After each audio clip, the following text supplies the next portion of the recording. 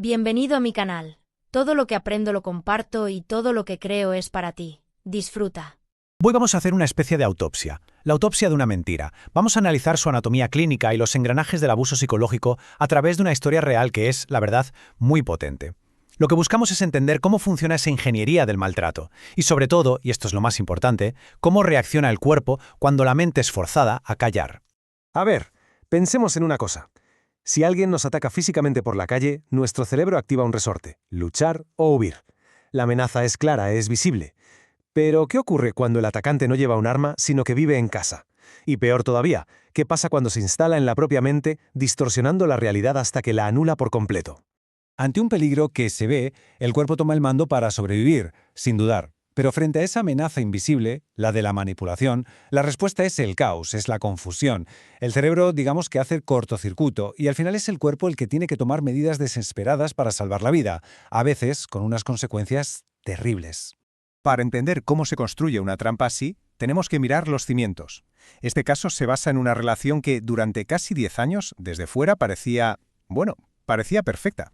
La historia no empieza con señales de alarma, para nada. Empiezan con 21 años y durante los 8 siguientes construyen una vida en común. Crecen, maduran, crean un entorno que todo el mundo a su alrededor percibe como idílico. Es un proceso lento, muy sostenido en el tiempo. Y aquí es donde se desmonta un mito muy extendido.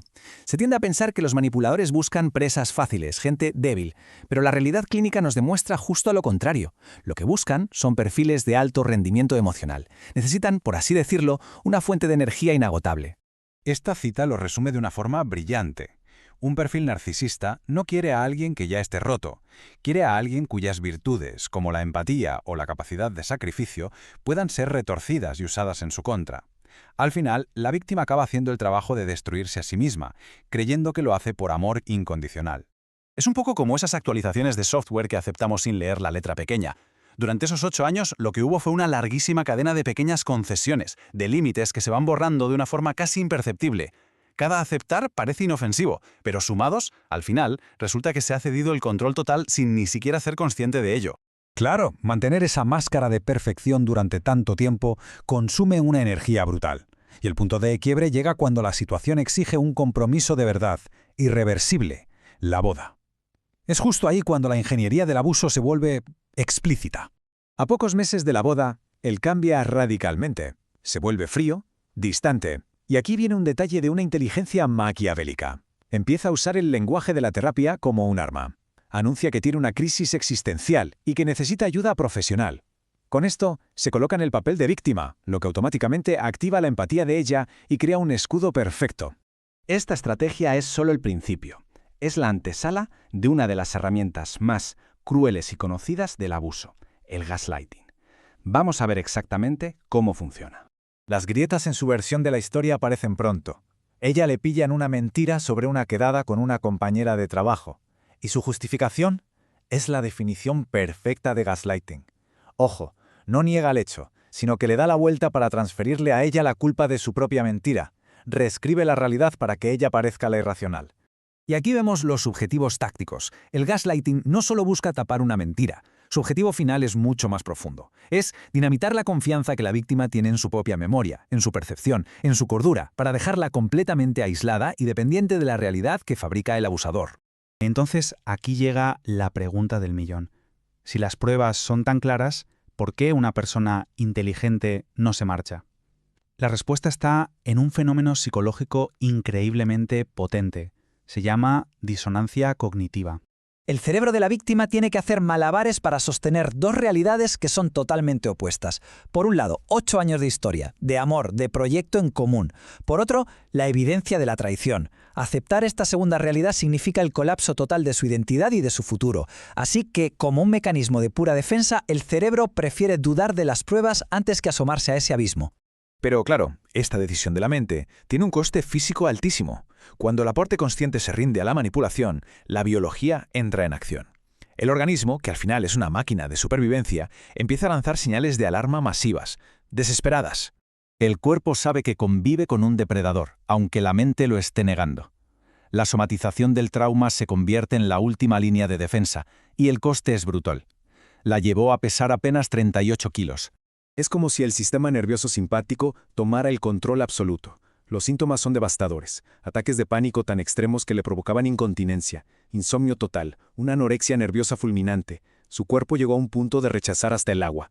Necesito hidratación por vía intravenosa para sobrevivir. Es fundamental entender esto. En un contexto así, la anorexia no tiene nada que ver con la imagen corporal. Cuando a una persona le quitan toda su autonomía, todo su poder de decisión, controlar lo que entra en el propio cuerpo se convierte en el último y desesperado intento de dominar, al menos, una pequeña parcela de la propia vida.